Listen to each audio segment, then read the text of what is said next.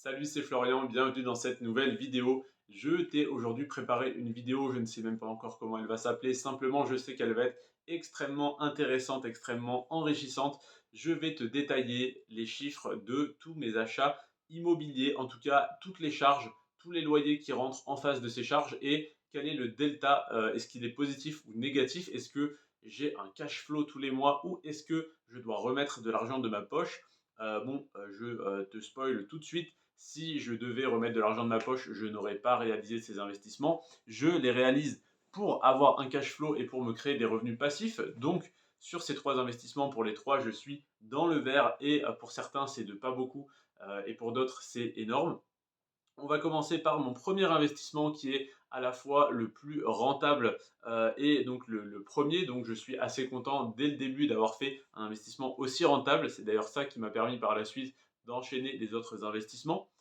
C'est deux appartements qui sont donc mitoyens, qui étaient à la base un seul appartement qui a été divisé par le précédent propriétaire. Donc deux appartements de 32 mètres carrés chacun qui me coûte 344 euros de crédit par mois parce que j'ai fait un crédit sur 20 ans au taux de 3%. C'était donc en juin 2023. Donc voilà, on avait encore du 3%, même si c'est déjà énorme par rapport à ce qu'on peut avoir il y a quelques années, il y a ne serait-ce que 2 ans. 3%, c'est pas beaucoup par rapport à ce qu'on a aujourd'hui, parce qu'on est plutôt aux alentours de 4,5%. Donc 3%, 61 000 euros sur 20 ans, ça faisait 344 euros de mensualité. 41 euros par mois de taxe foncière. Donc évidemment, c'est par an la taxe foncière et des charges de copro, c'est par trimestre, mais j'ai remis ça au mois pour simplifier les calculs. Donc 41 euros de taxe foncière par mois, 33 euros de charges de copropriété par mois, 17 euros d'assurance habitation. Donc pour tout est pour les deux appartements, hein. Au total, 17 euros. Donc 8 euros et 8 euros et quelques. 30 euros d'eau par mois, donc ça c'est une estimation parce que je n'ai pas encore de retour sur la consommation, je n'ai pas encore été prélevé, mais j'ai inclus l'eau dans le loyer, dans le montant du loyer, donc pour deux appartements, je l'estime à 30 euros par mois. Et donc le total de ces charges mensuelles s'élève à 465 euros. Maintenant, eh bien, j'ai 465 euros de charges, à moi de gagner plus en loyer. Eh bien, j'ai donc loué un appartement 400 euros et l'autre 450 euros, ce qui fait 850 euros de loyer par mois pour 465 euros de charges, vraiment tout compris. Donc 385 euros de cash flow mensuel. Donc c'est mon premier investissement, un des plus petits et pourtant le plus rentable. Ensuite, le deuxième, c'était un appartement de 45 mètres carrés, pardon, 35 mètres carrés, dans une résidence sécurisée avec parking privé, ascenseur, chauffage au sol, donc les charges de copropriété sont horriblement élevées.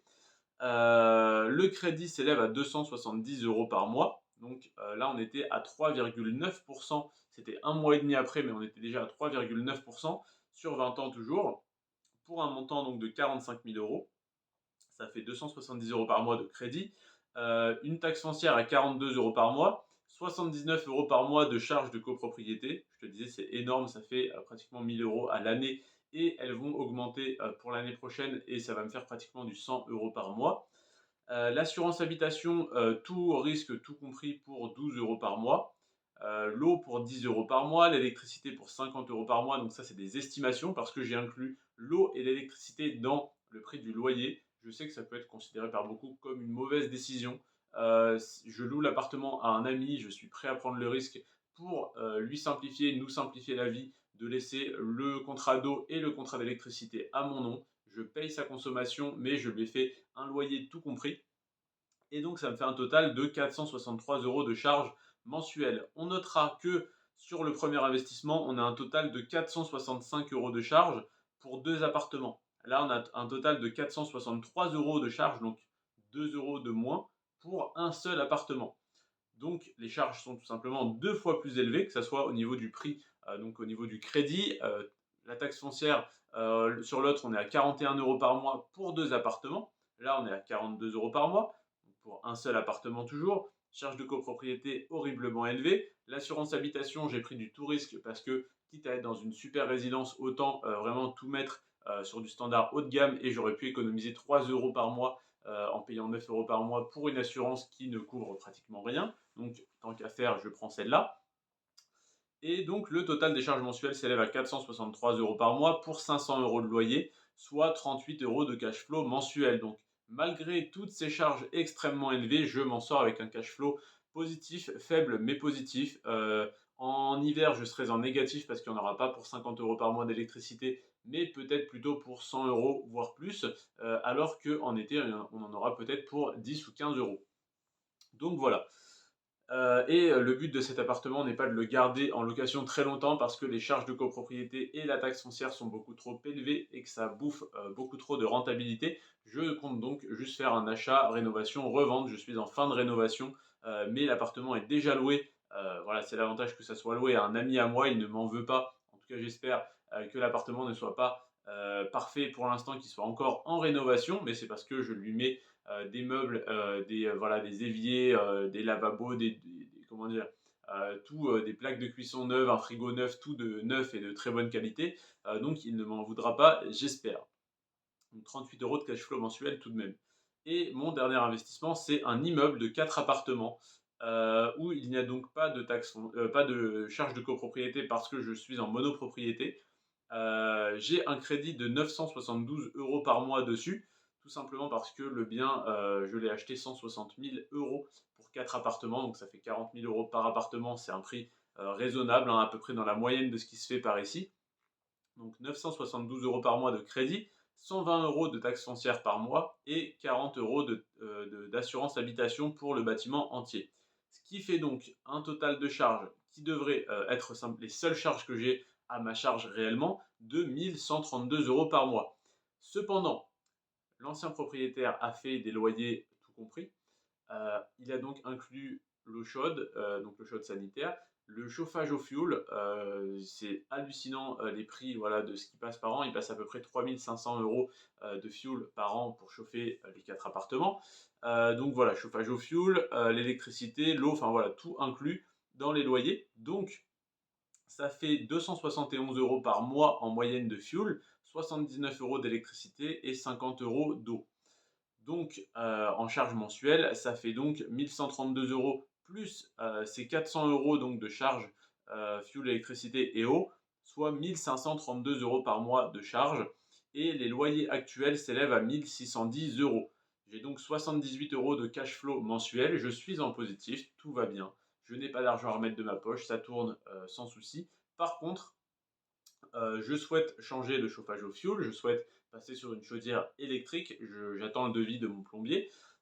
Et je souhaite surtout, alors il y a 3 locataires qui viennent d'arriver, 2 à 400 € par mois, un à 450 €, et il y a un monsieur qui est là depuis 7 ans et qui paye 360 € tout compris pour le plus grand des appartements, avec une entrée indépendante de l'autre côté de l'immeuble. Donc vraiment, il est très bien loti avec un petit bout de jardin qui est totalement laissé à l'abandon, mais ça, bah, c'est dommage, mais c'est parce qu'il ne s'en occupe pas. Sinon, il pourrait avoir un joli petit jardin devant chez lui, au pied de sa fenêtre. Comment dire, une place de stationnement juste devant chez lui qu'il n'utilise pas et qu'il a laissé à l'abandon, ce qui fait que la mairie, quand ils ont refait les trottoirs, n'ont même pas laissé le petit passage pour monter parce qu'en fait, ça n'est pas utilisé, donc ça n'est même plus réellement une place de stationnement en fait. Donc voilà, vraiment tout qui est laissé à l'abandon. L'appartement dans un état déplorable, ça sent très mauvais.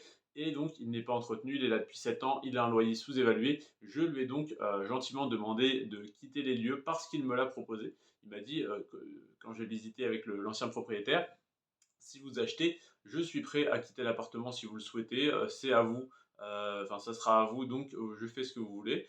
Je lui ai dit: «Bah, écoute, moi, j'aimerais bien récupérer l'appartement, je te mets pas dehors, je te fais pas de lettre, de préavis ou j'appelle pas d'huissier pour l'instant, je te demande simplement de trouver un autre logement». Il m'a dit: «OK, pas de souci, je vais chercher». J'attends de voir s'il cherche, mais il n'avait pas l'air très motivé. Et surtout, l'appartement est vraiment dans un état pitoyable. Les tapisseries sont arrachées. Enfin, vraiment, c'est très très sale.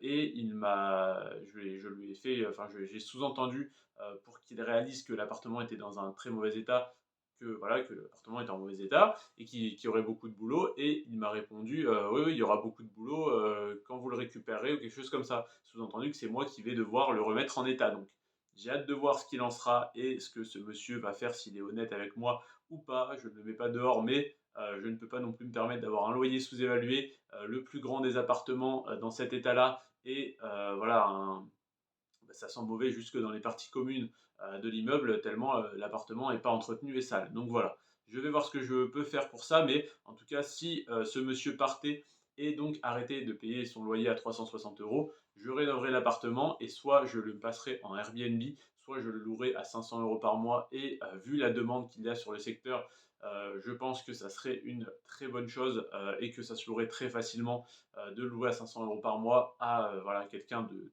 plus respectueux, disons. Et donc, ça passerait les loyers mensuels de 1610 à, bah, si on rajoute 140 euros, à 1750. Donc, 78 euros de cash flow mensuel plus 140, voilà, ça ferait un peu plus de 200 euros de cash flow mensuel. Ça serait déjà beaucoup plus intéressant. En sachant que les autres appartements qui sont loués 400 euros, toutes charges comprises, ont un loyer qui est encore très sous-évalué par rapport au loyer qui se pratique par ici. Donc voilà pourquoi cet immeuble a un très beau potentiel. Et en plus de ça, il y a donc 2 appartements au premier étage et 2 appartements au deuxième étage. Et le rez-de-chaussée, c'est simplement plein de petites pièces inutiles, une douche, une laverie avec donc un évier, une machine à laver, un étendoir à linge, une chaufferie, une grande pièce inutilisée à côté de la chaufferie et un garage qui est condamné, qui n'est pas utile parce qu'il y a de la place pour se garer dehors en quantité suffisante. Donc je pense récupérer cet espace, donc toutes ces pièces-là, les réunir et faire un appartement d'à peu près 50 mètres carrés. Donc il faut vraiment tout créer, électricité, plomberie, casser des murs, en reconstruire, réisoler, enfin isoler, etc. Donc je vais budgétiser tout ça, je vais voir si je peux réinjecter de l'argent pour bah, faire travailler mes amis plombiers, électriciens que je me suis fait dans le coin. Donc eux, ça leur fait du travail, ça leur fait de l'argent. Et moi, ça me créerait un appartement supplémentaire qui augmenterait très fortement la rentabilité du bien. Et ensuite, j'aimerais bien laisser tourner cet immeuble pendant de longues années, soit le revendre, mais du coup à un prix bien plus élevé que ce que je l'ai acheté. Donc je pense aux alentours des 300 000 euros dans quelques années, une fois tout ça réalisé. Voilà donc pour le bilan. On va finir par le bilan du bilan, qui est donc le total de mes revenus locatifs, donc c'est-à-dire tous les loyers que j'encaisse tous les mois, qui s'élève à 2 960 euros par mois. Et qui donc, si j'arrive à faire partir ce locataire et à en retrouver un à qui je louerai plus cher, ça passerait de 2 960 à 3 100 euros par mois. Le cash flow qui est donc actuellement à 501 euros par mois, donc j'ai tout de même au total sur ces 7 appartements 501 euros de cash flow mensuel. Voilà. Et si on compte le cash flow, donc ceux que j'ai réellement dans ma poche tous les mois avant impôt, mais tout de même, plus le remboursement de capital, on arrive à 1448 euros par mois. Pourquoi ce chiffre est intéressant? Eh bien, tout simplement parce que ça va correspondre à l'augmentation mensuelle de mon patrimoine si je ne dépense pas mon cash flow et si voilà, je laisse simplement tourner et je laisse donc les loyers rembourser mes prêts immobiliers. J'ai donc 1448 euros de cash flow plus remboursement de capital tous les mois. Donc en admettant que je laisse ça sur un compte, eh bien ça me fait à peu près 17-18 000 euros par an d'augmentation de mon patrimoine sans rien faire. Simplement donc en gérant les petits imprévus des locataires. Et si je voulais ne pas avoir à le faire, je pourrais mettre les biens en gestion. Et tant que je suis sur place, je vais m'en occuper. Donc voilà, comment je compte augmenter mon patrimoine et me dégager des revenus, donc du cash flow tous les mois, à travers l'immobilier et donc où j'en suis sur mes investissements qui sont tous rentables, certains plus que d'autres, certains ont un plus gros potentiel que d'autres. Je pense à l'immeuble qui a plus de potentiel que les autres appartements. Les 2 premiers appartements, c'est très rentable en locatif. Le troisième, ça va être un achat-revente que j'ai acheté donc 45 000 euros et que je compte revendre entre 70 et 80 000 euros une fois rénové.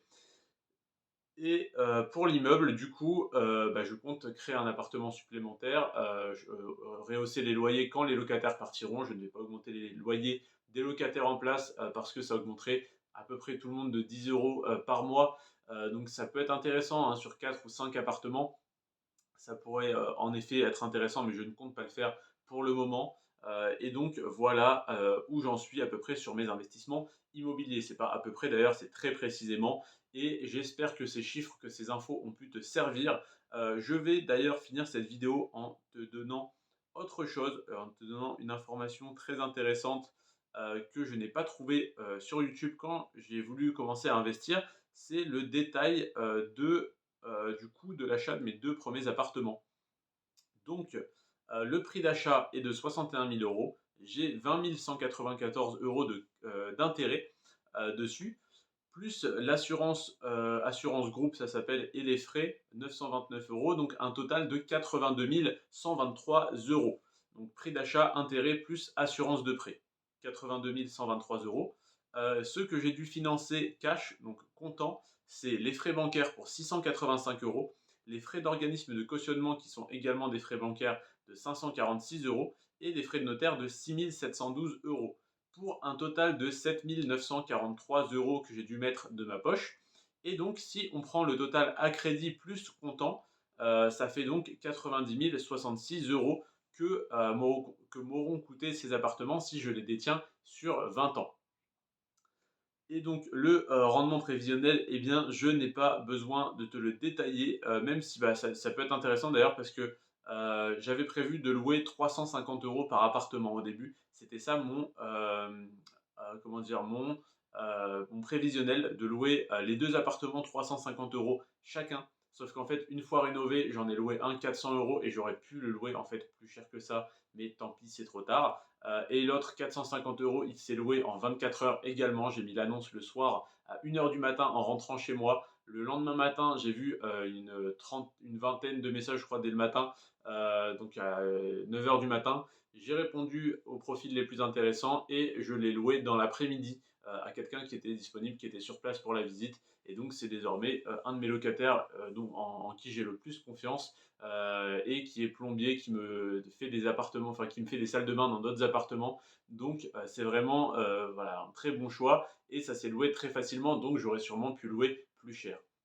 Voilà donc pour mes appartements, pour les charges que j'ai eues à l'achat par exemple, de ces deux premiers appartements. Et je trouve ça intéressant parce que je ne savais pas, par exemple, qu'il y avait des frais d'organisme de cautionnement, qu'il y avait donc une assurance de prêt, enfin des choses comme ça, voilà, dont je n'avais pas conscience. Et c'est tout de même 929 euros d'assurance de prêt, 546 euros de frais d'organisme de cautionnement. Je n'avais pas idée non plus du montant des frais bancaires. Donc là, j'en ai eu pour 685 euros sur un achat à 61 000, donc à peu près 1% du prix d'achat. Donc voilà, c'est assez intéressant de voir tout ça, même si bon, je te dis 1%, du coup c'est par rapport au montant en question, mais ça n'aurait pas été plus si le montant était beaucoup plus élevé. Mais voilà, je trouve ça intéressant d'avoir un exemple concret, des chiffres concrets. N'hésite pas à me dire si tu as trouvé cette vidéo et cet exemple en l'occurrence intéressant. Et n'hésite pas également à faire de même et à acheter plein d'appartements et d'immeubles parce que, comme tu peux le voir, quand c'est bien fait, c'est extrêmement rentable. Je rappelle ma situation, je m'appelle Florian, j'ai 21 ans. J'ai fait un bac STMG que j'ai obtenu sans mention l'année du Covid, donc un bac qui n'a aucune valeur. J'y ai appris quelques notions intéressantes en marketing. Je me suis rendu compte que je n'étais pas fait ni pour l'école, donc ni pour les études, ni pour le salariat. Je déteste être salarié et avoir des supérieurs hiérarchiques.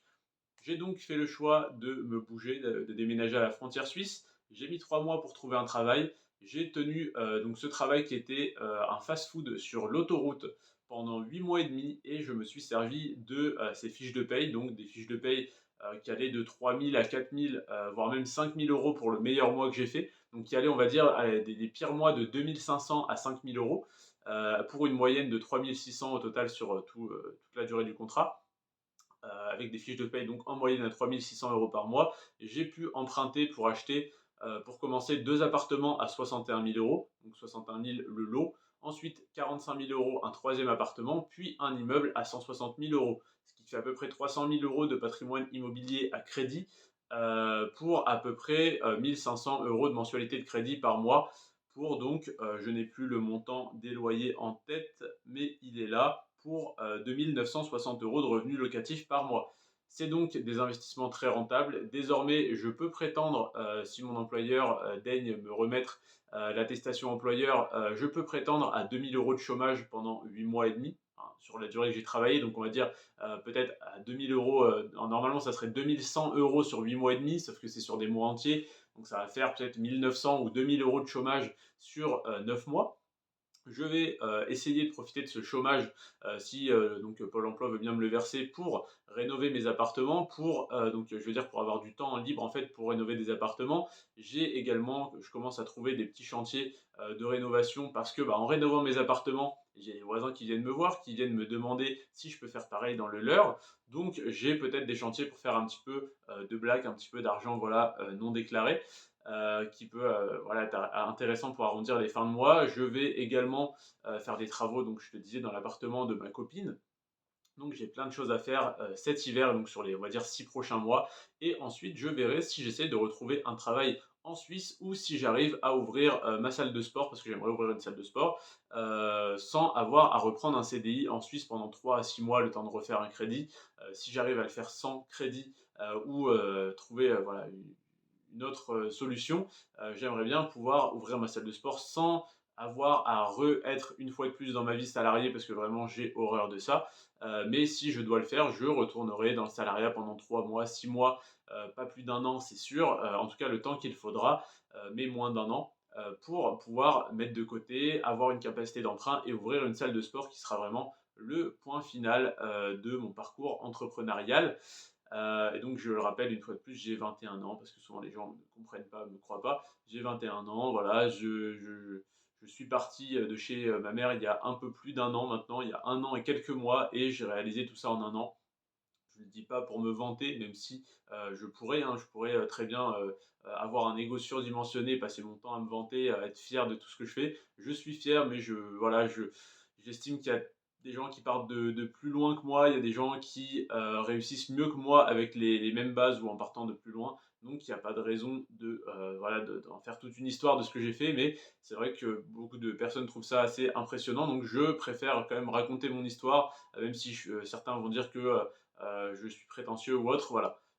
J'ai fait ça en un an. À vous d'essayer de faire mieux, d'essayer de faire aussi bien aussi, ou d'essayer d'en faire la moitié si vous pensez avoir les capacités pour en faire la moitié. Je le rappelle, j'ai pas des capacités incroyables. J'ai un bac STMG que j'ai eu sans mention. J'ai fait des études ensuite dans le sport, mais je n'ai pas travaillé en salle de sport après mes études parce que ça ne gagnait pas assez. Donc voilà, j'ai un parcours assez atypique, hein. J'ai pas fait 5 ans d'études pour avoir un CDI à 3 000 € par mois et hop, schéma classique de quelqu'un qui réussit bien, on va dire, en France. J'ai fait les choses à ma manière, ça marche très bien, j'en suis très content et je te remercie d'avoir regardé cette vidéo, de suivre mon parcours. N'hésite pas à t'abonner parce qu'un de mes prochains projets également, ça serait de mettre un petit peu plus l'accent sur bah, ce business que peut être YouTube, hein. Pour l'instant, ça fait 2 ans que je fais des vidéos pour le plaisir et pour me créer un réseau, ce qui marche très bien. Je rencontre des gens géniaux et j'ai fait un groupe Telegram autour de la frontière suisse sur lequel il y a plus de 500 personnes avec qui j'échange régulièrement et je trouve ça hyper intéressant. Surtout bah, d'avoir créé ce groupe, donc d'être voilà, le noyau de ces 500 personnes qui s'entraident. Mais voilà, je trouve ça très intéressant, mais ça ne me rapporte pas un euro. Donc j'aimerais bien finir par être monétisé. Si tu pouvais t'abonner, liker et partager mon contenu, ça me ferait extrêmement plaisir. Et donc, je souhaite développer ces 2 chaînes YouTube, donc Florian Rentier à 30 ans et Florian Frontalier Suisse à l'avenir. Je te remercie d'avoir regardé cette vidéo jusqu'à la fin. C'était Florian sur ce Prends soin de toi et de tes finances. Et à la prochaine, au mois prochain pour les prochains bilans. C'était Florian, ciao.